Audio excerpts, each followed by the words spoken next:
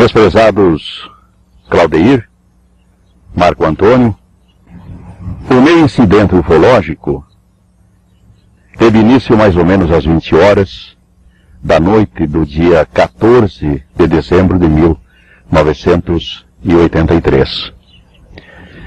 Eu voltava, naquela exata hora, da casa de um amigo meu, que reside a uns 10 ou 11 quilômetros da cidade de Chapecó, e que, como eu, naquela época, tinha propriedades de imóveis em Barreiras, na Bahia. Eu sabia que ele devia ir à Bahia aqueles dias, como eu também precisava ir. Fui à procura dele para ver se podíamos viajar no mesmo carro a fim de evitar despesas, como só ia acontecer em casos semelhantes. Ele não se encontrava, já tinha ido à praia e tinha adiado a viagem. Regressei, pois. E voltando à cidade de Chapecó, a uns 1000 metros de distância de uma fábrica de refrigerantes, denominada Coca-Cola, e que essa fica a uns 6 quilômetros da cidade de Chapecó, de uma maneira que eu não sei explicar como, eu saí da pista de rolamento de asfalto, que é o acesso que vai para a BR-282, e quando vi, eu me encontrava no acostamento. E chamou minha atenção porque o acostamento, em razão de uma enchente que era recente, tinha havido recentemente, estava muito danificado o acostamento. E o carro enfrentou uns solavancos assim que me chamou a atenção, mas eu fiquei. E de imediato, ainda seguindo pelo acostamento, eu entrei à direita de um pequeno trevo que vai para uma granja, denominada Granja Tosso. E foi ali que, no fim, um pouco mais adiante daquele trevo, daquele pequeno trevo, onde se encontram as duas estradas, que vai para aquela granja, eu notei a presença daquilo que então me pareceu um ônibus. Um ônibus que, pela sua coloração esverdeada, achei que fosse da antiga empresa Águia Branca, que era uma empresa que era muito conhecida, tinha muitos carros naquela localidade. Assim que eu cheguei, eu não me lembro se efetivamente eu desliguei o carro ou se o carro foi desligado. Sei que eu fiquei com a chave na mão e abri a porta, saí, olhei, vi que não se tratava de um ônibus, pelo seu formato, mais ou menos umas 10 janelas, 8, 9, 10 janelas, de uns 70 centímetros de altura por uns 40 ou meio metro de largura. Aquele objeto tinha um contorno, não era propriamente bem arredondado, mas um tanto arredondado assim na parte da frente que exibia. A cor da luz qual que era? É uma cor pálida e interessante que a luz que aparecia era apenas interna, ela não fazia nenhuma iluminação na parte externa. Eu só vi o objeto pela luz do carro que estava danificada por sinal, e o objeto estava mais ou menos a 1 metro de altura, de través. As duas estradas, aqui o asfalto, faziam assim e estava colocado de través da estrada. Devia ter uns 10 metros de comprimento também. Aí eu devo confessar, bem, na verdade, que não era inteiramente ignorante em termos de ufologia. Sempre quando tivesse oportunidade, eu lia sobre discos voadores, ufologia, e logo vi que se tratava de um objeto estranho, que não era um dos nossos objetos comuns, dos nossos automóveis, caminhões, ônibus, que fosse, né?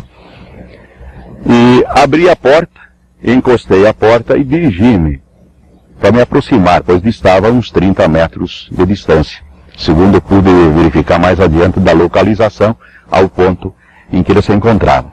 Mas, naquele exato momento, quando que eu saí, deveria ter percorrido mais ou menos 10 metros, se muito. Eu passei a sentir umas ondas de calor que se dirigiam, mas as ondas, aliás, eu encontrei as ondas de calor, não que elas viessem até a mim, mas há uma particularidade muito importante. Eram como se fossem uns rolos de calor, vinham assim. Eu devo ter ultrapassado, que me pareceu ser aí uns metros apenas, e à proporção que avancei, eu senti que o calor aumentava. Como eu já tinha lido que outras pessoas curiosas, ao se aproximarem desses tipos de objetos estranhos, tinham sido mal sucedidas, retrocedia já com a determinação de que eu iria ficar no carro para ver, dentro do carro fechado, para ver o que aconteceria.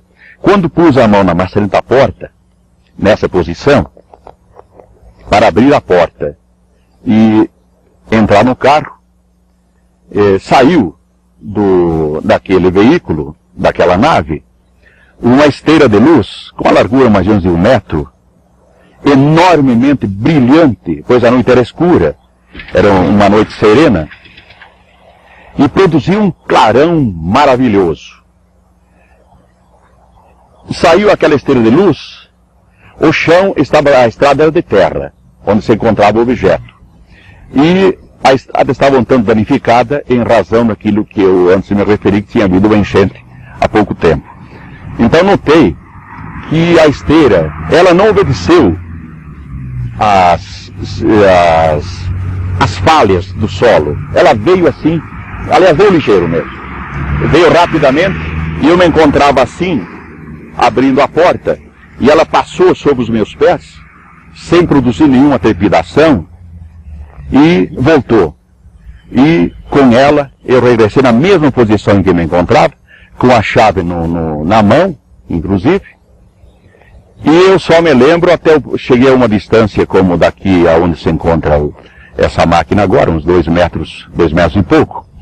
E ali me pareceu então que a fuselagem, se assim podemos denominar, daquele veículo, não era esverdeada como me pareceu inicialmente. Era fosca, assim como um carro quando tem sua lataria preparada para uma nova pintura. Dali para frente, eu, entre aspas, apaguei. Não sei se desmaiei ou o que houve.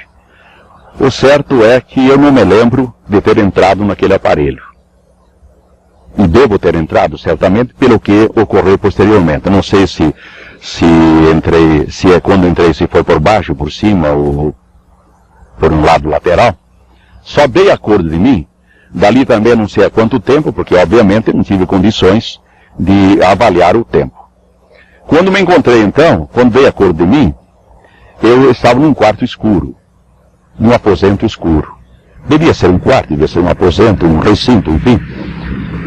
E senti-me deitado, numa posição assim, com os pés juntos, as pernas juntas, os braços ao longo do corpo. Eu só podia movimentar os pés assim. As pernas eu não podia desligá-las uma da outra, assim como os braços ao longo do corpo. Quando movimentei o pé, eu senti que estava descalço, contrariamente à minha posição de antes, que estava calçado, e senti uma parede fria.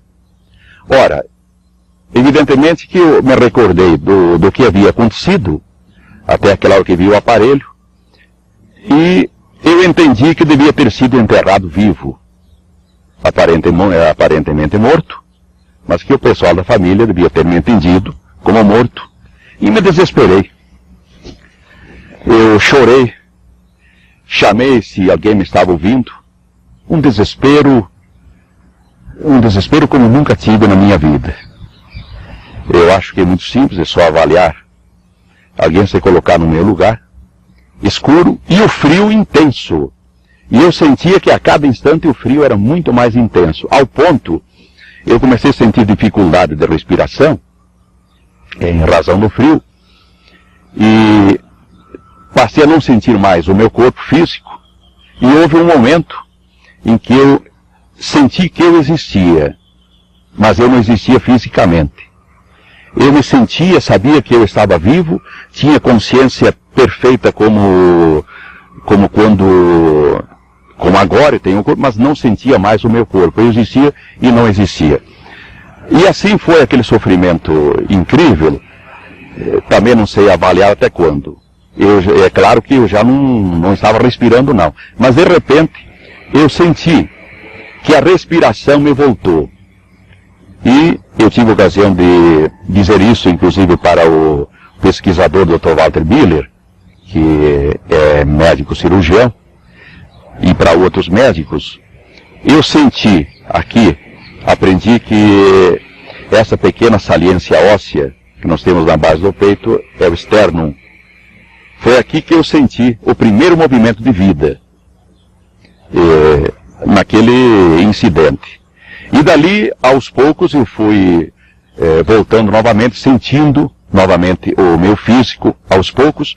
A respiração voltou, inicialmente também com dificuldade, depois voltou ao normal.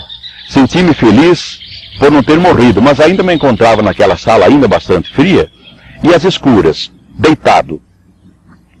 Ali eu não ouvi, senti que havia mais umas pessoas, a maneira forçosa de ter pessoas, mas eu não sabia se eram pessoas, eram criaturas, eram seres. Entraram e senti as passadas, assim no piso em que eu estava deitado. Ouvi o barulho do... Não, primeiro senti uma leve trepidação, umas passadas, depois eu ouvi, porque pelo menos eram duas, mas podiam ser 3 ou 4 criaturas que se colocaram, umas à minha direita e outra pelo menos à minha esquerda. E passaram a ter assim aquilo que eu denomino, e estou convencido que devia ter sido, uma conversação.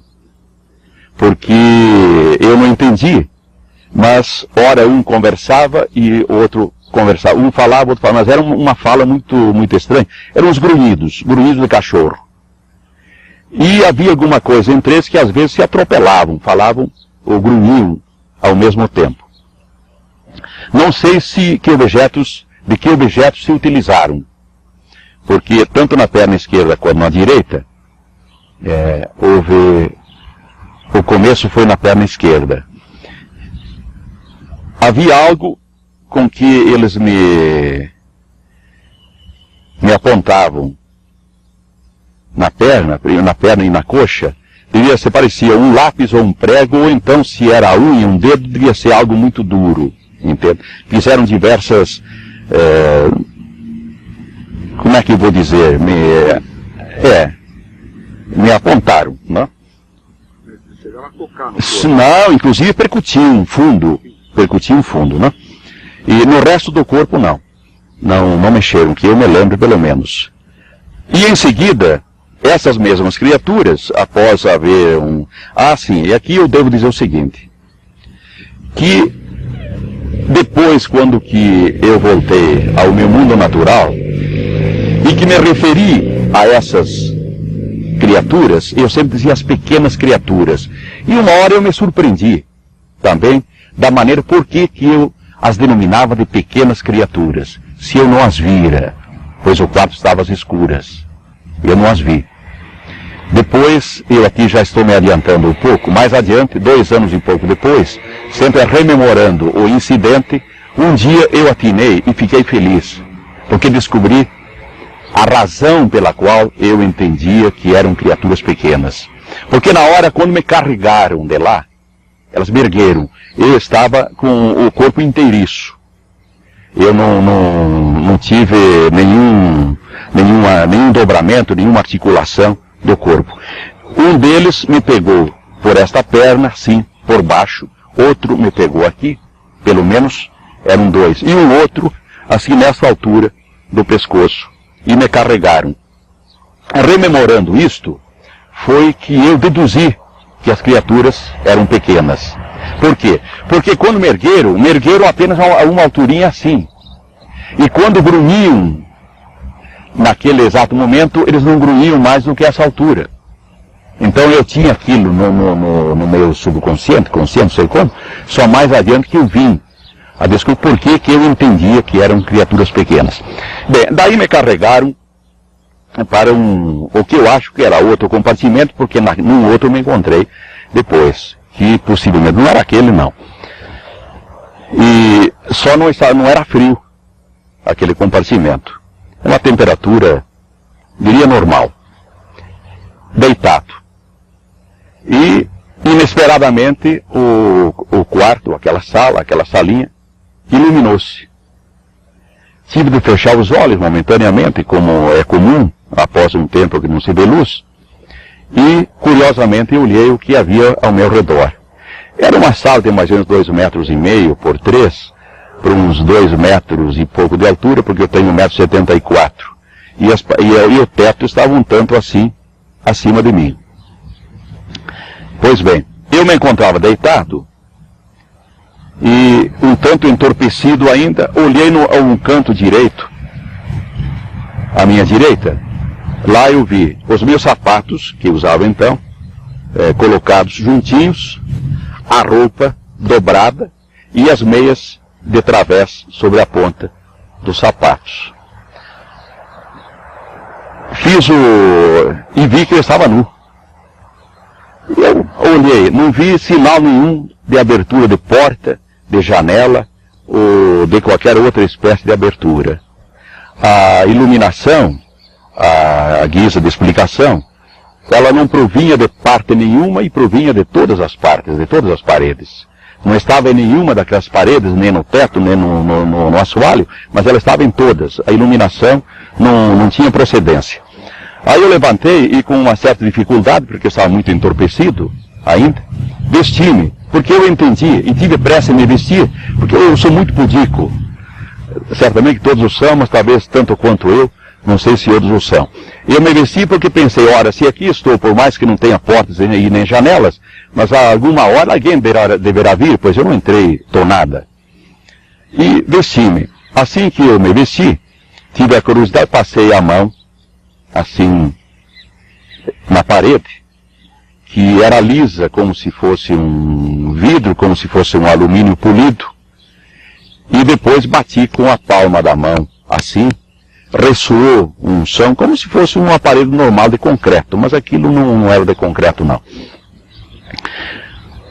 Ato contínuo, à direita, de onde eu estava deitado, e eu estava de pé, se fez da parede, bem junto ao canto, uma abertura de uma forma muito misteriosa, para mim, pelo menos.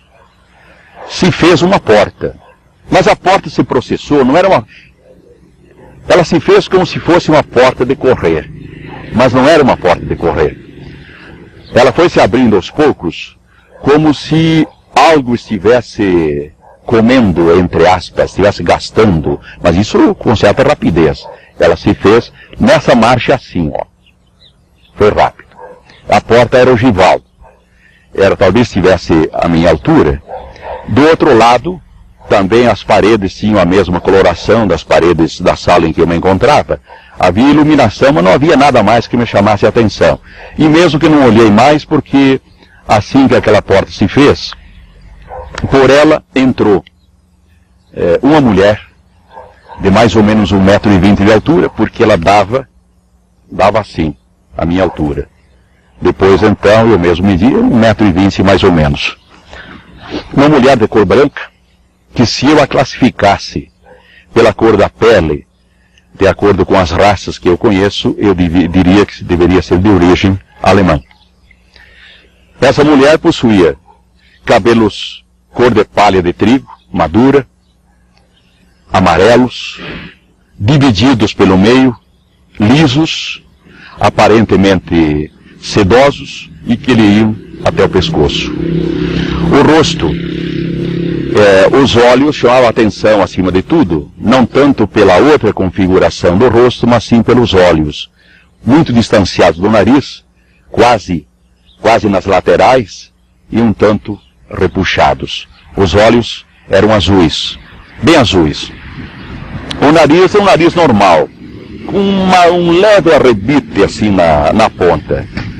Os lábios também eram uns lábios, pelo tamanho da mulher, quase um pouco além do normal, mas não que a deixasse, a enfeiasse. Queixo um pouquinho pontiagudo, o rosto mais triangular do que normal, como o nosso. Vestia um vestido, não encontro outro nome para dizer, um vestido, cor anil. Se o céu estivesse todo anil, eu já vi muitas vezes, é a cor do céu anil. um dia de bastante sol, com mangas largas até o meio do braço, sobrando um tanto assim, sem nenhum enfeite, a não ser na abertura do vestido, junto ao pescoço, havia uma protuberância, uma saliência no tecido, uma forma de um T, só inverso. Ao invés de eu ter estado de pé, ele estava assim, chamava a atenção. Uma cintura, alguns 4, 5 centímetros do mesmo tecido do vestido, atada normalmente, sobrando uns 15, 20 centímetros assim, soltos. O vestido, eu já falei para alguém que o vestido estava a uns 10 centímetros acima dos tornozelos, e alguém entendeu, até foi feito um desenho a esse respeito, com uns 10 centímetros abaixo do joelho. Não, ia até uns 10 centímetros acima do joelho. Não calçava meias, calçava uma sapatilha da mesma cor do vestido, parecia de tecido. E nas mãos não trazia também enfeite nenhum, não tinha brincos, não tinha anéis, não tinha braceletes, não tinha colar. E as unhas, rapidamente vendo assim, eram normais. Então ela teria a configuração de uma menina de 11 ou 12 anos, pelo tamanho, inclusive assim pela própria qualidade da pele, o jeito. Mas havia uma coisa nela que me dava a certeza e me deu a certeza que não era menina, não. O grande poder, eu não tenho outro termo, não sei se esse é o termo correto, o grande poder espiritual que ela exerceu sobre mim desde o instante quando entrou, com a mão esquerda sobre o peito e a mão direita erguida, assim, palma aberta, entendi que num sinal de saudação, e que foi a primeira mensagem telepática que eu recebi na minha vida, e saliento que a recebi neste lado da cabeça, neste ponto. Não foi assim, total, senti perfeitamente, ao lado direito da cabeça. E tenha calma, sou de paz e amor. Então, apesar de a mulher ser pequena, de estatura pequena, eu senti que tinha diante de mim uma grande autoridade. Eu senti, ela me dominou, eu senti muito pequeno diante dela. E de tal maneira que, até atendendo a um hábito mesmo que eu tenho desde pequeno, o ensinamento dos meus pais, quanto ao tratamento de você, o senhor, a senhora, eu a tratei por senhora, ou pensei de tratá-la por senhora, quando, a seguir, eu estava me arrumando a pergunta, para perguntar-lhe quem é a senhora e de onde vem. Pergunta que seria muito normal para qualquer um. Mas eu não cheguei a acabar de arrumar todas as palavras, o pensamento para as palavras, que da mesma forma que a primeira informação telepática eu recebi a segunda. Sou Kabbalah, mensageiro do mundo de Agali. Veio em missão de paz e amor. Eu logo senti que eu estava diante de uma entidade de grande poder.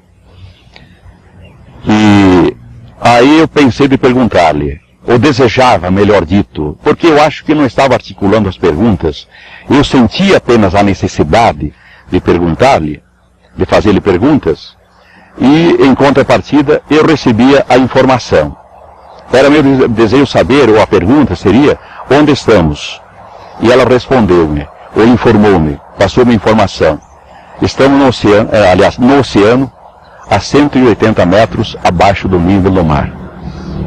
Obviamente que, numa outra circunstância, creio que tanto eu, quanto qualquer outra pessoa lúcida, teria feito a pergunta, ou desejaria perguntar, mas qual oceano? Mas tal não me foi permitido. Entende? Assim eu entendo que as perguntas, ou então o desejo de perguntar, foi sempre direcionado. Mais adiante, que logo a seguir, evidentemente, eu desejava saber a ela se eu seria devolvido ao mundo, ao meu lugar, depois de tudo isto. E recebi como resposta que sim, só que tinha hora certa para isto, porque caso contrário, eu seria deixado a um lugar muito distante da onde nos encontrávamos. Não disse de onde nos encontrávamos, a um lugar muito distante. E a seguir, então, ela me disse telepaticamente, ou me informou, me conscientizou telepaticamente, que nós tínhamos uma missão a cumprir. E eu logo pensei, como resposta, ou como dúvida, de que eu não estranhava, porque afinal eu não me considerava uma pessoa de tanta importância para uma missão importante no mundo. E perguntei por quê. E ela então me informou: porque você sempre acreditou na minha existência, porque você sempre quis que este encontro acontecesse, porque você é dotado de mente cósmica. E a seguir, ela passou a me dizer então que tínhamos uma missão muito mais importante. É muito difícil para explicar em palavras aquilo que eu não recebi em palavras, apenas naquela comunicação telepática. Disse então que estávamos em estado de graça e que tínhamos uma outra missão importante para cumprir. Eu entendi, mesmo porque àquela altura, eu devo retroceder um instante. Antes disso, eu senti sede. Senti sede, evidentemente, que dado a ela me ter informado que tínhamos uma missão a cumprir, eu me preocupei, fiquei perturbado e senti sede. Então, eu falei a ela, ou disse a ela, pensando que eu me encontrava com bastante sede e que estava perturbado com a presença dela. E pensei realmente que a perturbação, inclusive, era pela beleza que ela me oferecia, mesmo a beleza espiritual. E recebi como informação: você vai beber agora, e sua sede passará, bem como a sua perturbação. Ato contínuo, ela saiu quando... Quem foi que falou hoje que os seres não davam as costas? Alguém falou aí. Cabalá também. Saiu, não me deu as costas, dirigiu-se àquele ponto onde há pouco antes estavam as minhas roupas e os meus sapatos. E ali eu notei que havia um pequeno painel de um metro e pouco de comprimento, engastado na parede, que antes não existia, não. Esse painel, a minha entrada, pois não havia absolutamente nada em todas as paredes daquele recinto. Naquele instante havia um painel mais de 1 metro de comprimento, por uns 15 centímetros de largura, 4 ou 5 de espessura, com possivelmente uns 10 botões, mais talvez, vermelhos, ao correr do painel. Ela se dirigiu àquele painel e pressionou um daqueles botões e de lá tirou, fez uma pequena abertura e foram ejetadas 2 bisnagas, assim muito semelhantes àquelas bisnagas de doce que se encontram em supermercados, só com formatos diferentes, não assim empanzinadas como aquelas. Eram praticamente quadriculares, assim, parelhas. Uns 10 centímetros de comprimento, 9 ou 10, 5, 6 centímetros de largura, talvez menos, e 1 centímetro e pouco de espessura. Retrocedeu, voltou até onde me encontrava, à minha frente, eu estava de pé, e ela pegou uma das bisnagas, puxou uma pequena lingueta e entregou uma bisnaga. Eu naquele instante, ocorreu inclusive, de que como as bisnagas depois de uso deviam ir para o lixo, que eu devia dar um jeito de guardar as bisnagas como prova. Eu tomei o líquido da primeira bisnaga, só senti até o esôfago. Não desceu. É como se tivesse sido gaseificado. E como, evidentemente, que ela entendeu a minha intenção, ela já estendeu a mão esquerda, pedindo-me a devolução da bisnaga. Eu a devolvi. Passou-me a outra. A outra era um líquido mais consistente, mais grosso, a grosso modo, eu digo, e eu tomei, esse sim, desceu. E ressalto que tinha um gosto da amora branca. O gosto idêntico do sabor da amora branca. E aqui eu salto, então, antes que eu me esqueça, possivelmente que para não me esquecer, que 3 dias depois do meu regresso à casa, uma noite, na terceira noite, depois do meu regresso, eu senti necessidade, me senti mal, e senti que eu teria de vomitar.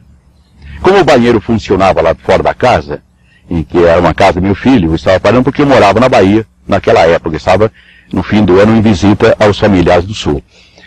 Eu levantei e saí para ir ao banheiro, mas não cheguei até lá. Quando saí da porta, o banheiro ficava a pequena distância, eu fui compelido a vomitar. É o termo correto. E ao vomitar, eu senti novamente o gosto da amora branca. Fazia 3 dias. Bem, volvemos então.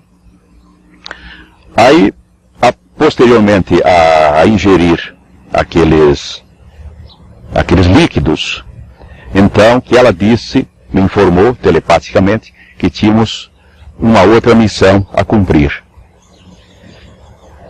E ela não me disse qual, porque ao mesmo tempo, da mesma forma estranha, como se processou a abertura da porta, como se fez a porta, da mesma forma estranha como surgiu aquele pequeno painel na parede à minha direita.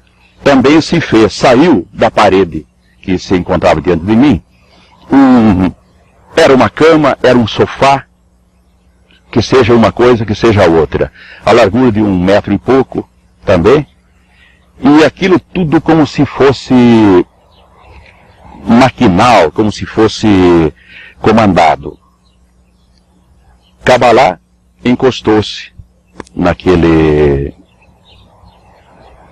sofá, ou naquela cama, e sugeriu-me, pela maneira como se colocou, e porque ergueu o vestido, se colocou na posição normal em que a mulher se coloca para relações sexuais, e eu senti, é preciso, já que estou confessando, seja para hoje, seja para amanhã, e porque eu acho que isto é de interesse da ufologia, e talvez seja de interesse de toda a humanidade, eu que já me encontrava já estava com 49 anos, naquela época, eu confesso que senti uma ereção sexual, como já há muitos anos eu não sentia.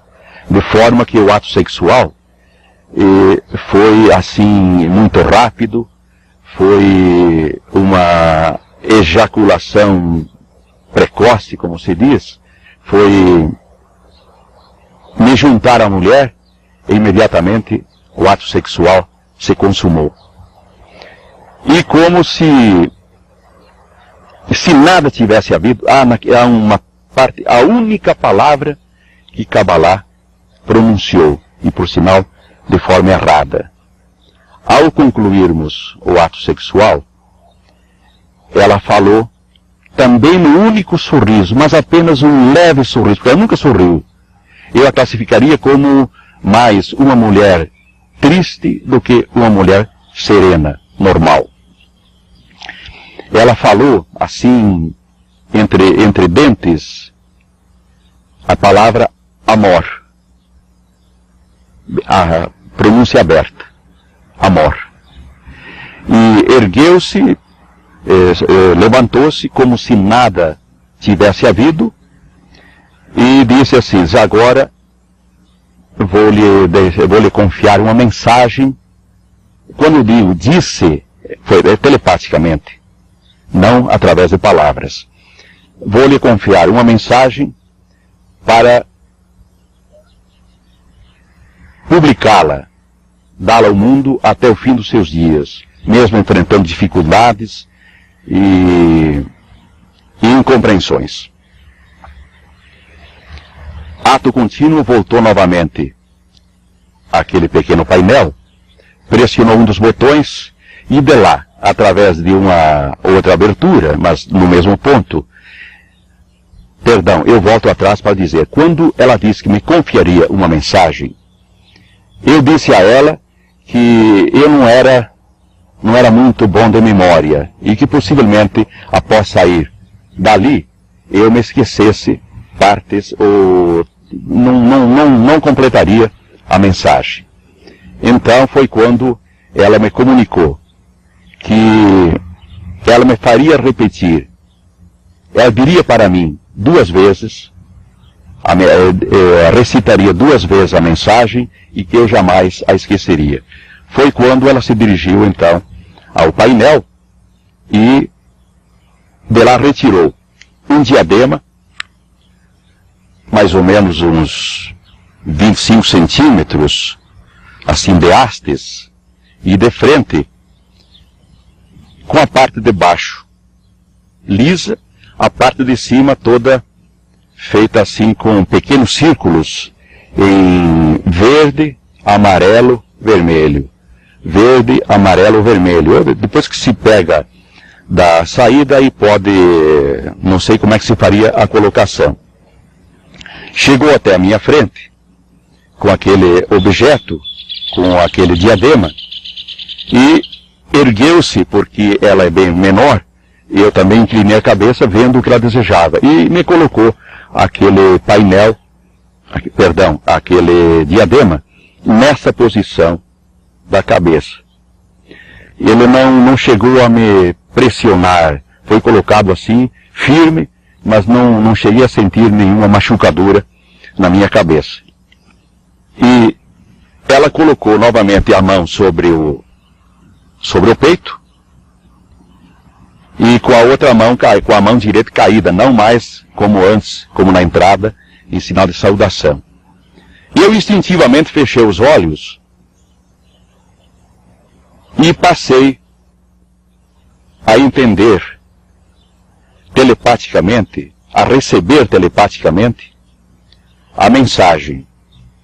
Mensagem que tem estes termos: advertências de Kabbalah, mensageiro do mundo de Agali, para todos os povos da terra.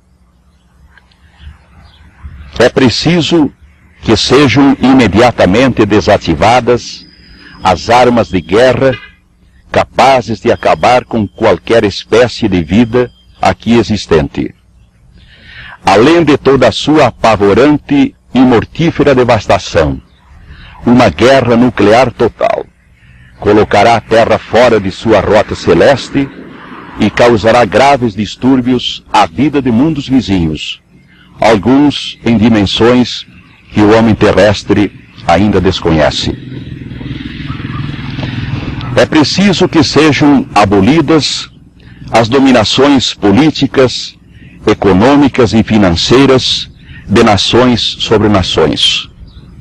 O imperialismo contraria o direito de igualdade dos povos e se constitui numa nova e solerte modalidade de escravização. É preciso que sejam preservadas a essência da vida humana e as suas funções naturais de reprodução. Em estrelas próximas e noutras inatingíveis ao homem atual, a vida surgiu do sopro do eterno Espírito Criador de todas as coisas, Deus, razão pela qual não deve ser objeto de experiências imponderáveis, porque estas terminarão em desastre genético irreversível.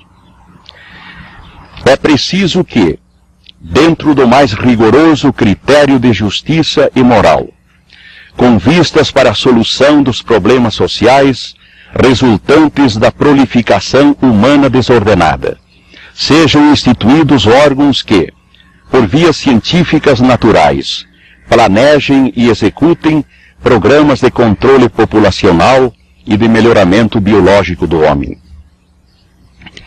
É preciso que o homem conquiste outros mundos do universo e ali encontre lugares adequados para suas futuras emigrações e novas fontes de energia e subsistência.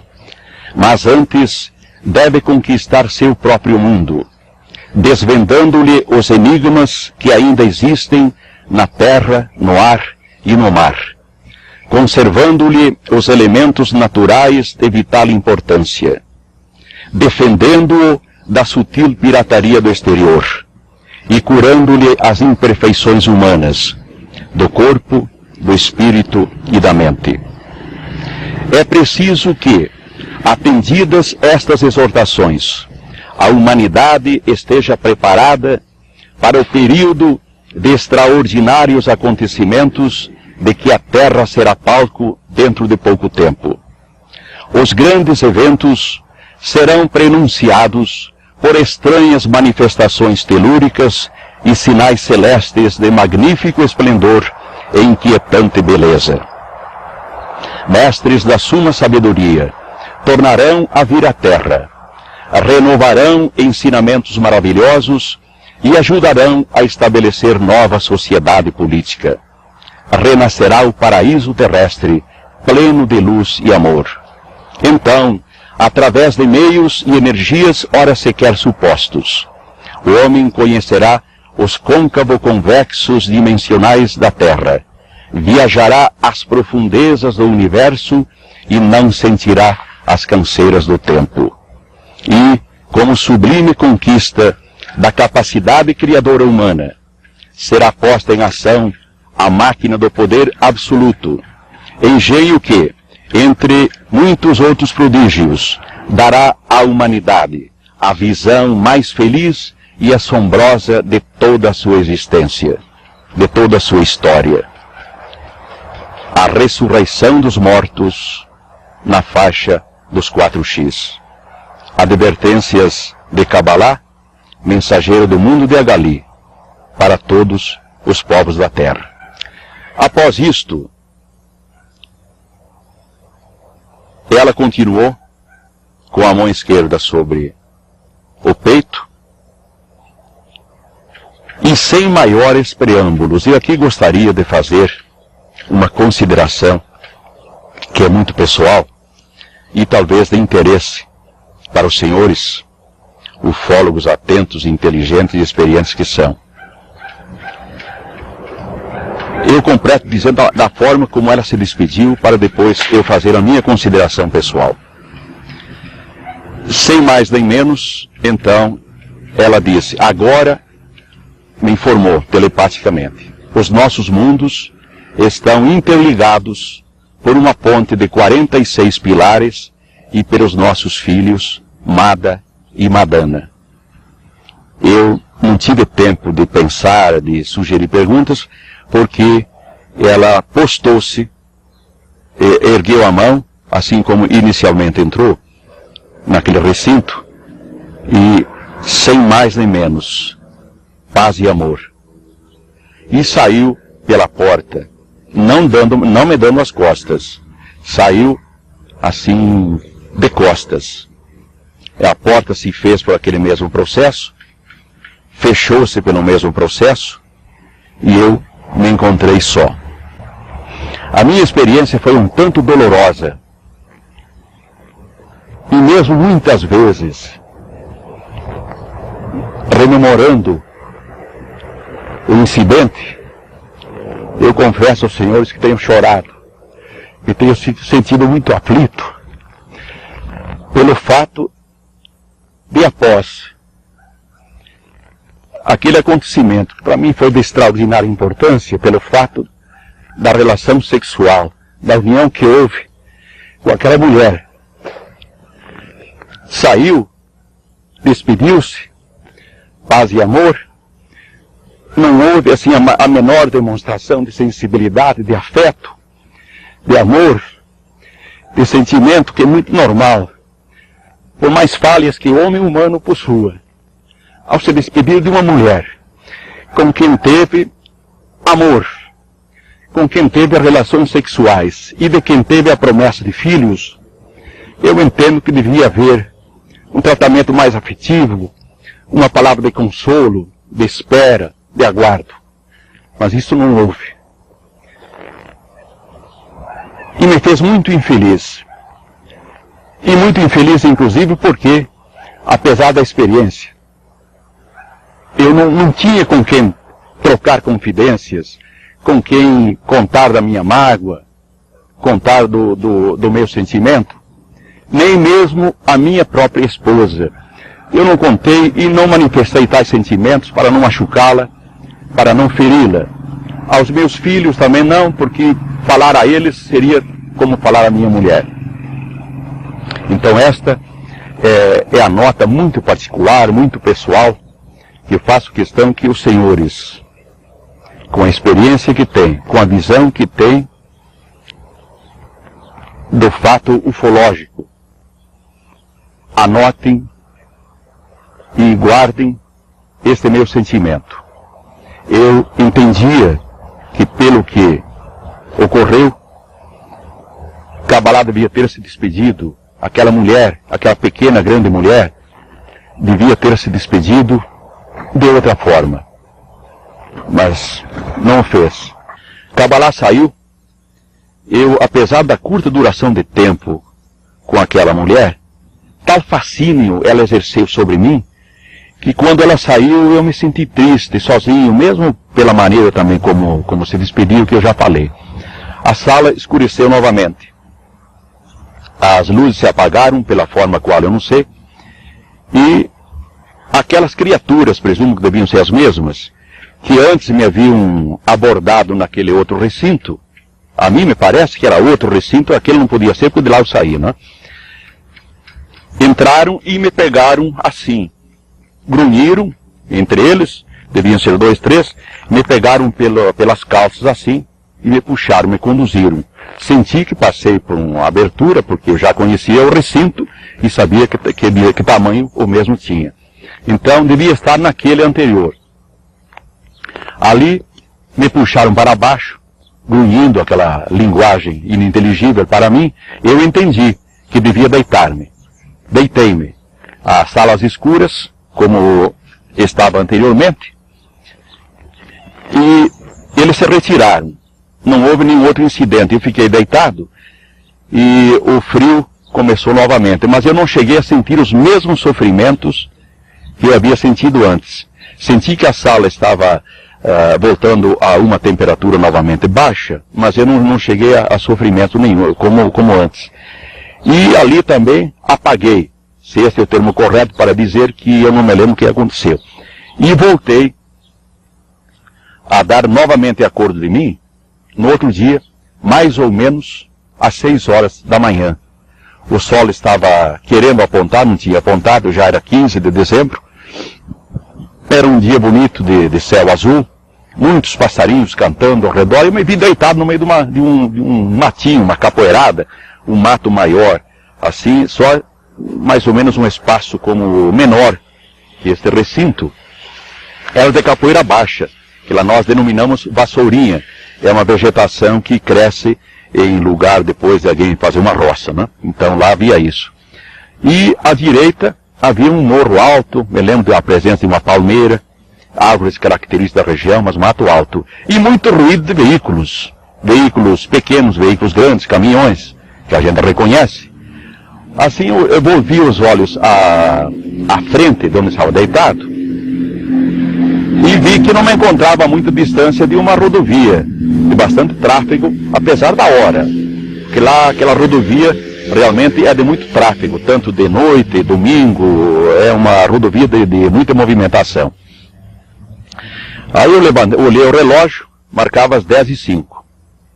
Olhei, estava parado. Que, por acaso, este mesmo. Até que ele resistir, não comprarei outro não. Será sempre esse o meu relógio. Lembrança também daquele incidente. O relógio marcava as 10h05. Mas como o sol novamente levanta às 6 horas, é a hora que eu dou como a hora do meu acordo naquele local. Novamente senti que eu estava com as pernas principalmente, nem tanto os braços, assim muito entorpecidos. Lá no sul nós costumamos dizer enformigados. Mas eu sentei, relembrei o incidente, rememorei a mensagem, que achei estranho para quem como eu, que não tem boa memória, ela saiu assim, como eu entendi que me tinha sido passada mesmo, dentro daquele objeto. E tratei de me movimentar para ir para casa. Pensei, poxa, mas o que meus familiares terão pensado de mim? Porque não é de hábito, eu sou um indivíduo até hoje. De noite eu não saio, a não ser que haja necessidade, viu? Senão, eu sou muito caseiro. E quando eu pude me movimentar, me coloquei de pé e fui até onde que havia aquela rodovia, porque não estava vendo carro nenhum. Ali, mas não reconheci o local, se bem que o local me era conhecido, mas eu não o reconheci naquela hora. É um trecho da BR-282, que foi cavado assim entre rochas, então, de um lado tem um morro alto, é mato, e na parte em que eu me encontrava, não é uma elevação, dá uns 5, 6 metros, assim, mas é pura rocha, né? Mas é de um acesso muito difícil o acesso. Aí eu caminhei mais um pouco, pois aquele mato, aquela vegetação arbustiva era baixinha, eu fui assim para vislumbrar algo mais e vi, a mais ou menos uns 1000 metros dali, uma construção, com um letreiro bem grande, Ediba. Aí eu reconheci, aí me localizei onde me encontrava, porque a Ediba é uma firma de venda de carros, de caminhões, que se encontra à margem da rodovia, e não muito longe do trevo que dá o acesso para a minha cidade, Chapecó. Ali eu tratei de me movimentar, e recordei todo o incidente que houve, fiz uma porção de conjecturas a respeito do que iria acontecer, mas eu vou descer por onde? Fui para um lado, aí Peral a pique, a estrada cortada na rocha viva. Do outro lado, eu já conhecia a estrada, então era muito longe, mas procurei um jeito e desci com dificuldades pelo começo daquela elevação, no começo em direção a Chapecó. Aí fui ao asfalto, mas aquela hora já eram umas 8 e tanto da manhã. O sol já estava alto. E eu não tinha condições. E a proporção que iam decorrendo aqueles minutos ou aquele tempo, eu ia me afligindo e estava assim num estado psíquico lastimável.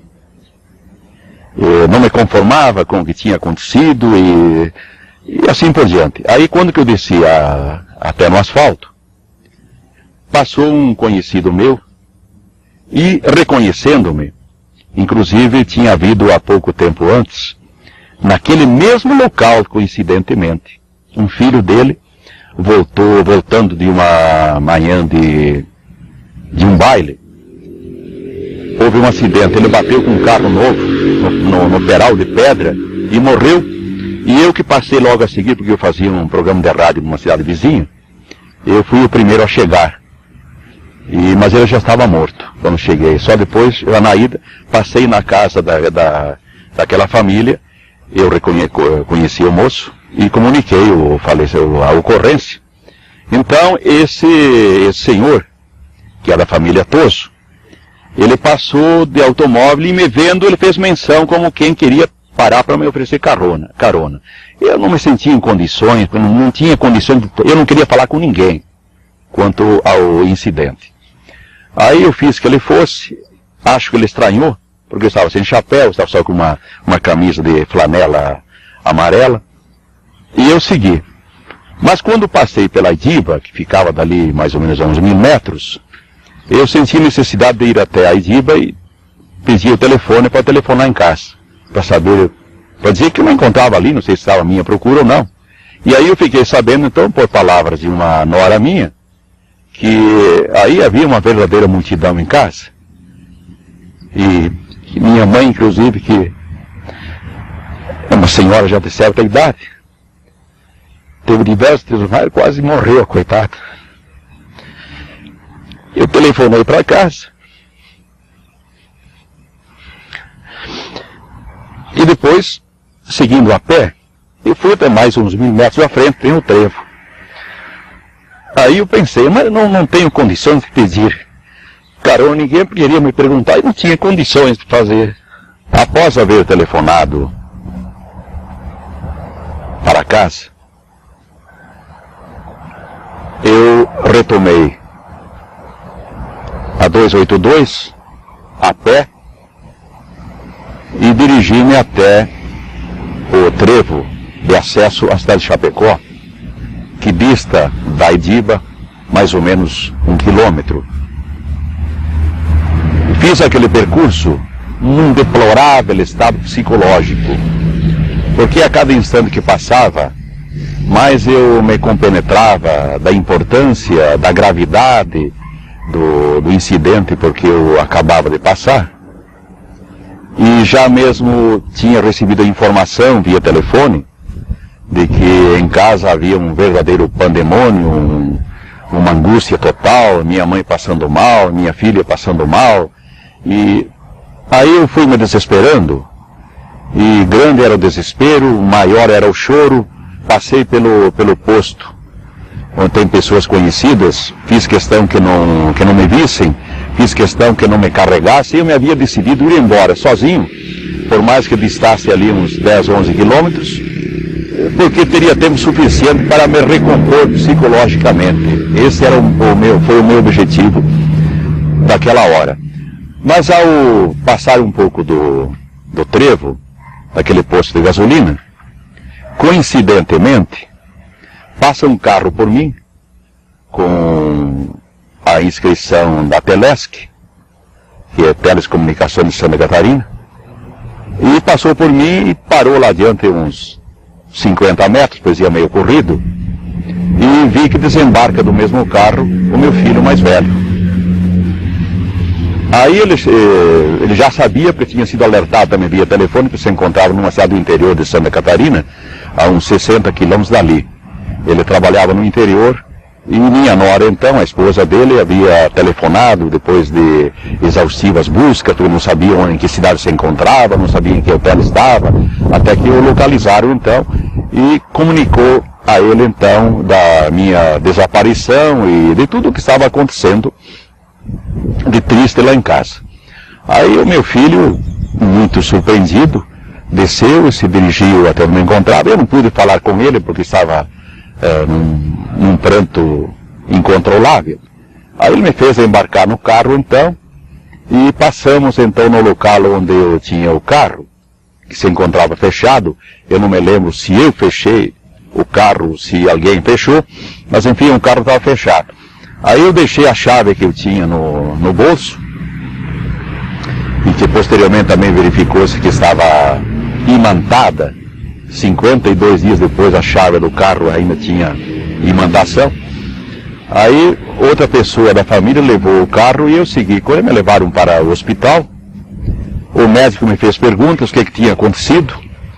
Eu não tinha condições de falar assim com clareza, e achei também que era uma coisa incrível, inacreditável, que eu estaria falando algo absurdo, dizer para o médico, foi isso que me aconteceu. Eu disse que não sabia, simplesmente isso. Aí o médico me manteve lá no hospital talvez uma meia hora, me aplicou uns sedativos, e depois o filho, um genro veio e me apanhou e me levou para casa. Quando cheguei em casa então, eu já estava sob os efeitos daqueles remédios, daqueles sedativos. Eu estava pelo menos tranquilo, já não estava chorando. E aí a família me abraçou, os filhos, as filhas, os netos, meu pai, minha mãe. E havia mais de 100 pessoas lá em casa. Acho que se eu não tivesse estado sob o efeito de droga, ao ver aquela enormidade de pessoas, aí eu teria chegado ao cúmulo do desespero, evidentemente. Mas aí o que foi, o que não foi, eu não encontrava a maneira como narrar à família o que me tinha acontecido. Aí o meu filho, como filho homem, um genro, aí foram ao quarto onde eu me havia deitado aí na cama. Falei rapidamente, contei. Aí, mas que não falasse para ninguém, que deixasse assim por enquanto, tá. Aí foi quando, depois de haver sorvido quase um jarro de suco, que eu ainda estava com uma sede enorme, fome não, mas sede eu sentia enormemente. Eu tomei aquela enormidade de suco, estava num jarro da geladeira, e deitei-me. os familiares todos ao redor, aí todo mundo querendo me prestar ajuda, socorro, que não sabiam inclusive do que tinha havido comigo, e todo mundo me perguntando, pai, o que foi, meu filho, o que foi? E aí eu disse, vou tomar um banho. Na hora que eu tirei a camisa para ir para o banho, houve uma exclamação de surpresa da parte dos familiares que estavam ao meu redor, dentro de casa. E, o que o senhor tem nas costas? Tem uma queimadura, tem um ferimento, o que foi isto? E os que descobriram, os que viram por primeiro, foi o meu irmão Gildo e um sobrinho meu, que é advogado e que mora hoje em Mineiros, no estado de Goiás. Aí eu não sabia o que dizer e o que responder, porque eu não estava sentindo nada e eu não sabia de nada. Aí, dado a exclamação e a surpresa de todos os familiares e amigos que ali estavam, eu pedi um espelho para ver. Ali eu pude ver, então, a extensão das queimaduras que eu tinha nas costas, e das quais ainda hoje eu tenho uma cicatriz. Mas eu não sabia do que provinham essas queimaduras ou esses ferimentos que sejam. Aí os familiares resolveram então de me levar novamente ao médico que me havia atendido antes. Aí fomos, o médico notou, olhou os ferimentos, as queimaduras, não soube dizer nada. Consequentemente também não me passou coisa alguma para colocar sobre aqueles ferimentos, porque ele não entendia o que era. E foi no outro dia, então, que eu voltei novamente lá para o mesmo médico. E ele já estava junto com mais 2 médicos, Dr. Madaloso e Dr. Carlos Reis. Aí examinaram, então, os ferimentos, que como no dia anterior não me produziam mal-estar nenhum, não havia inchação, não havia exudação de plasma, parece que esse é o nome que se dá aquela água que sai de um ferimento de queimadura, principalmente. Eu não sentia mal-estar nenhum. E os médicos também se surpreenderam ao ver aquilo, não souberam o que dizer, fizeram comentários entre eles de surpresa. Depois no outro dia, foi mais um médico lá em casa, foi ver, os ferimentos continuavam os mesmos, apenas havia um processo, segundo eu pude constatar através de espelhos, já de cicatrização. 16 dias depois, ou seja, no dia 31 de dezembro, caiu aquela pequena casca de cicatrização e a queimadura, a marca essa, acabou ficando com a pele normal, apenas a cicatriz, que como já disse, tenho até hoje. E os médicos não souberam dizer, explicar a causa daquele ferimento, seja queimadura ou qualquer outra coisa que não me produziu dor e nenhum daqueles sintomas clínicos que costumam ocorrer quando uma pessoa é queimada. Porque realmente a marca, eu chamo de marca, esse sinal que eu tenho nas costas, dava a impressão de ter sido realmente com ferro em brasa. E posteriormente, até o 3º dia, eu não sentia vontade de me alimentar, não. Comi alguma coisa a custo da insistência dos familiares. No 3º dia, apareceram elementos da imprensa, escrita, falada e televisionada. Eu os atendi principalmente porque conhecia a todos eles, eram todas pessoas da minha amizade, pois eu era e sou muito conhecido lá naquela cidade, naquela região toda. E eu passei as primeiras informações, assim, com fidelidade aos acontecimentos, eu digo fidelidade quanto ao fornecimento dos possíveis pormenores do incidente, para o jornalista Marcos Bedin. Depois veio a televisão, mas aí, pelo amor de Deus, aí houve uma onda de críticas,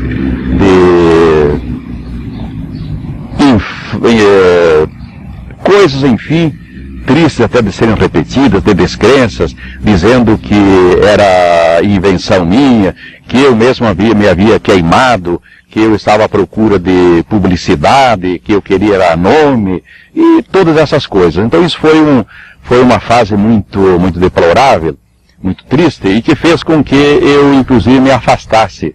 Eu deixei de atender a pedidos de jornais e rádios de outras localidades. Inclusive, até daí uns dias, o programa do Flávio Cavalcante, soube lá, não sei por intermédio de quem, que havia havido essa ocorrência. E ele me mandou, então, insistentemente um convite. Depois, o secretário dele, não me recordo o nome, falou diretamente comigo, mas eu não aceitei. Não aceitei aquele convite porque eu não estava disposto, até havia me traçado de não comentar mais nada com quem quer que fosse.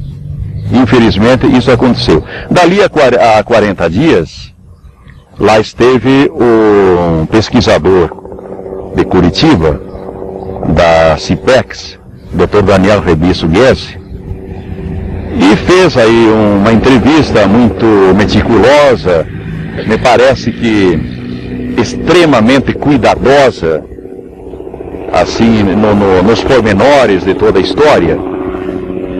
Fomos ao local dos acontecimentos, onde inclusive ele bateu algumas fotos, mas ele não tinha a aparelhagem de medição, de investigação local quanto às medições, as possíveis medições, como teve 12 dias após, isso é 52 dias após o acontecimento, com o Dr. Walter Biller, do Rio de Janeiro.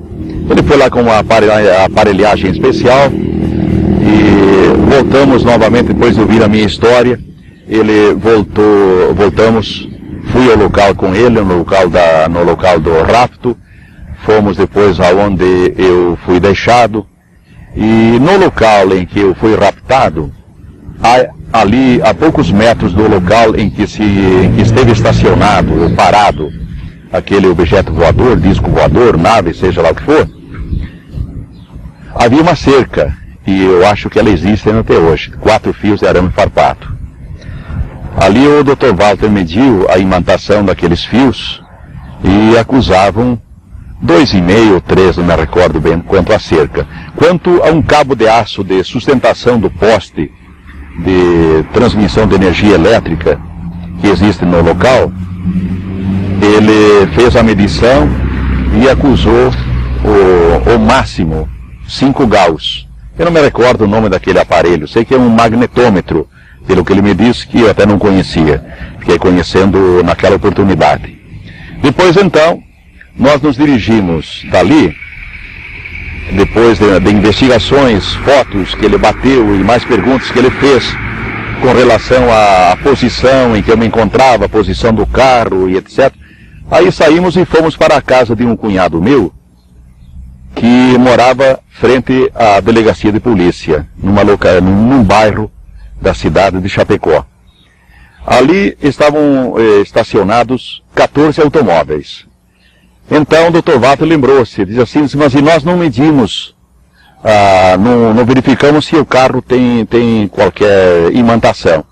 Aí fomos então, eram 13 carros de outras pessoas, funcionários e mais pessoas que foram à delegacia, e mais o meu, são 14. Aí ele se surpreendeu ao verificar a imantação do carro. As palhetas do para-brisa marcavam a intensidade máxima, 5 Gauss, assim como o para-choque dianteiro. Do lado em que o carro esteve mais exposto, assim, à vista daquele objeto, acusavam 3, que seria o lado esquerdo do carro. 3 na porta, e do outro lado, que não estava tão dianteiro daquele objeto, acusava 2,5, assim como também tinha imantação o para-choque traseiro, mas não me recordo quanto que era do para-choque traseiro. A cinta que eu usava na oportunidade, 52 dias depois, a fivela era de um material que a imantação não pega, mas o grampão era de ferro. Também acusava 2 ou 2,5. O relógio, que coincidente é este mesmo, que eu ainda possuo, também acusava 2,5. E então foram feitas outras pesquisas no local, assim, mas não... Parece-me que ele tinha, inclusive, aparelhos para medir radiação. E ele constatou que não havia radiação alguma naquele local. Então, em síntese, a história que eu tenho para contar é esta mesmo. Eu sou feliz se posso ter satisfeito o desejo de vocês quanto à entrevista, e que essa entrevista possa contribuir para que tenhamos amanhã depois um mundo um pouco melhor.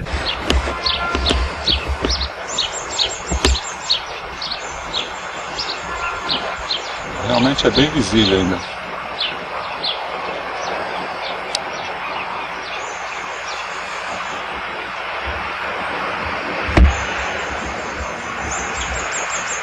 Eu acho que tá ótimo, hein?